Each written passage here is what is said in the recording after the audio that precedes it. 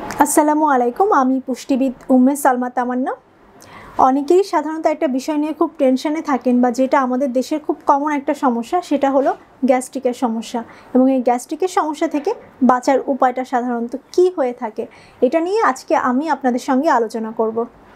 প্রথমেই আমাদের জানতে হবে যে গ্যাস্ট্রিকের সমস্যাটা আসলে কেন হয়। প্রথমত দেখা যায় যে অনেকেরই হজমের সমস্যা থাকে এবং অনেকেই খাওয়ায় অনিয়ম করে। খাবার সময়টা আমাদের নির্দিষ্ট থাকে না, এক এক দিন আমরা এক এক সময় খাওয়া দাওয়া করছি, ঘুম হচ্ছে না ঠিক মতো এবং নিয়মিত যে ব্যায়াম সেটাও করা হয় না এবং শারীরিক পরিশ্রম খুবই কম করা হয়, যার কারণে কিন্তু দেখা যায় যে আমাদেরই গ্যাস্ট্রিকের সমস্যাটা দেখা দেয়। গ্যাস্ট্রিকের সমস্যা যদি আপনি দূর করতে চান, সেক্ষেত্রে অবশ্যই আপনাকে কিছু বিষয় মাথায় রাখতে হবে এবং অবশ্যই কিছু নিয়ম ফলো করতে হবে। সেটা হলো, দীর্ঘ সময় আপনি কখনোই না খেয়ে খালি পেটে থাকতে পারবেন না। আপনাকে 2 ঘন্টা পর পর কিছু না কিছু খেতে হবে এবং সেই খাবারগুলো যাতে জাঙ্ক ফুড বা ফাস্ট ফুড না হয় এবং অতিরিক্ত তৈলাক্ত জাতীয় খাবার না হয়, সেটা আপনাকে খেয়াল রাখতে হবে। আরেকটা বিষয় হলো যে সকালে সাধারণত আমরা সকালের নাস্তাটা স্কিপ করি কিংবা অফিসে তাড়াহুড়ো করে যাওয়ার ফলে আমাদের সকালের নাস্তা করা হয় না। এক্ষেত্রে আপনাকে যেটা করতে হবে, সকালে অবশ্যই একটা ভরপুর নাস্তা করতে হবে এবং হলো যে দুপুরের খাবারটা আমাদের খুব একটা হেলদি খাবার রাখতে হবে। দুপুরে অনেক সময় দেখা যায় আমরা অফিসে থাকি, বাইরে হয়তো বিরিয়ানি কিংবা জাঙ্ক ফুড এগুলি আমাদের খাওয়া হয়। এই খাবারগুলোকে আমাদের অ্যাভয়েড করতে হবে এবং দুপুরের খাবার পরে বিশেষ করে মেয়েদের একটা ঘুমানোর একটা প্রবণতা থাকে বা অনেকের একটা ন্যাপ নেওয়ার একটা প্রবণতা থাকে। সেক্ষেত্রে অবশ্যই আপনাকে লাঞ্চ করার 1 থেকে 2 ঘন্টা পরে যে ন্যাপটা নিতে হবে, খাওয়ার সাথে সাথে আপনাকে ঘুমানো যাবে না। রাতের খাবারের ব্যাপারেও সেম, খাওয়ার সাথে সাথে আপনাকে ঘুমানো যাবে না এবং ঘুমানোর 2 থেকে 3 ঘন্টা আগে কিন্তু আপনাকে ডিনারটা কমপ্লিট করতে হবে এবং ডিনারটা অবশ্যই আপনাকে হালকা করতে হবে, যাতে হলো খুব ভারী খাবার কিন্তু রাতের বেলা হজম হতে সমস্যা হয়, যার কারণে আমাদের কিন্তু ঘুমের মাঝে অ্যাসিডিটি বা পরের দিন কিন্তু গ্যাস্ট্রিকের সমস্যা দেখা দেয়। গ্যাস্ট্রিকের সমস্যা কমাতে গেলে আমাদেরকে কিন্তু আমাদের রান্নার দিকেও নজর দিতে হবে, কারণ আমাদের অনেকেরই দেখা যায় যে খুব মজাদার এবং সুস্বাদু খাবার খেতে খুব পছন্দ করি এবং এক্ষেত্রে কিন্তু দেখা যায় রান্নায় তেলটা বেশি ব্যবহার করা হয়। রান্নায় তেল অবশ্যই কম ব্যবহার করতে হবে এবং খুব মশলাদার খাবার এবং মশলাকে খুব ভালো করে কষিয়ে আমরা যেভাবে রান্না করি, এতটা মশলাদার খাবার গ্যাস্ট্রিকের রোগীদের খাওয়া যাবে না।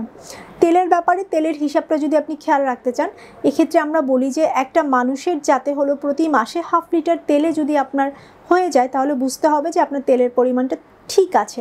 তার মানে আপনার প্রতিদিন আপনি 3 থেকে ম্যাক্সিমাম 4 চা চামচের বেশি তেল ব্যবহার করতে পারবেন না রান্নায়। এবং ভাজা পোড়া জাতীয় খাবার, ফাস্ট ফুড, বিশেষ করে বিকালবেলা আমাদের ফাস্ট ফুড খাওয়ার প্রবণতা রয়েছে, এখান থেকেও আমাদের বের হয়ে আসতে হবে।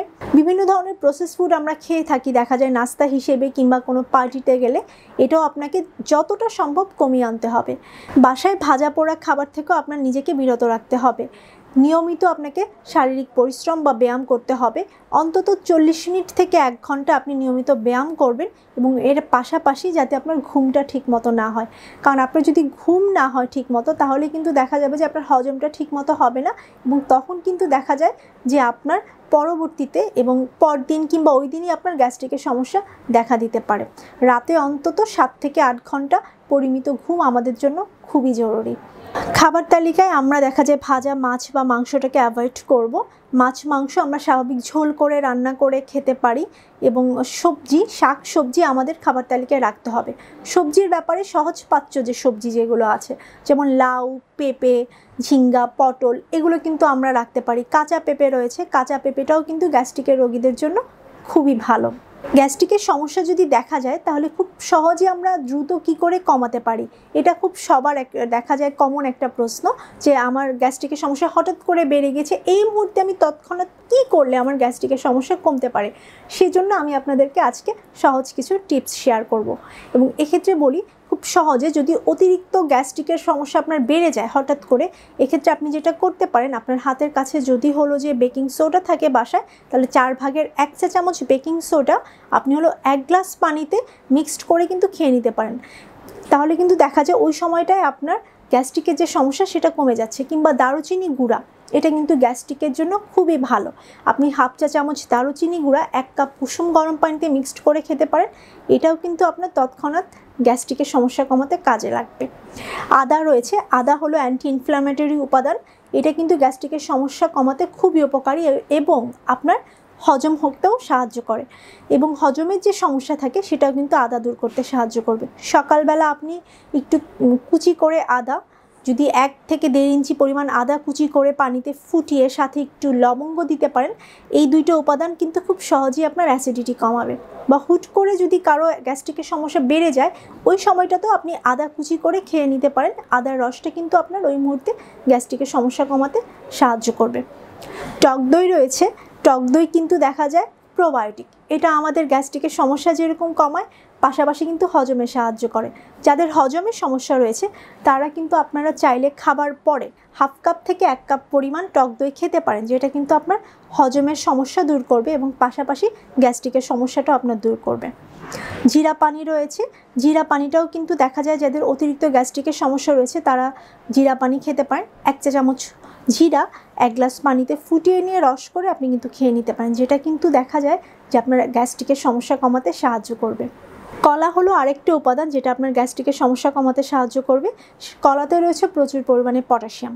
অনেকেরই দেখা যায় যে সোডিয়াম এবং পটাশিয়ামের ইলেকট্রোলাইটস ইমব্যালেন্স হয়ে থাকে, সেক্ষেত্রে কিন্তু আপনি মধ্য সকালে একটা করে কলা রাখতে পারেন, কিংবা অনেক সময় অনেকের যাদের গ্যাস্ট্রিকের সমস্যা বেশি তারা যদি খালি পেটে একটা কলা খায় তাদের দেখা যায় যে ওই সময়টায় গ্যাস্ট্রিকের সমস্যাটা আর হচ্ছে না। এই নিয়মগুলো যদি আপনি নিয়মিত মেনে চলেন তাহলে কিন্তু দেখবেন খুব সহজেই আপনি গ্যাস্ট্রিকের সমস্যা থেকে মুক্ত থাকতে পারছেন।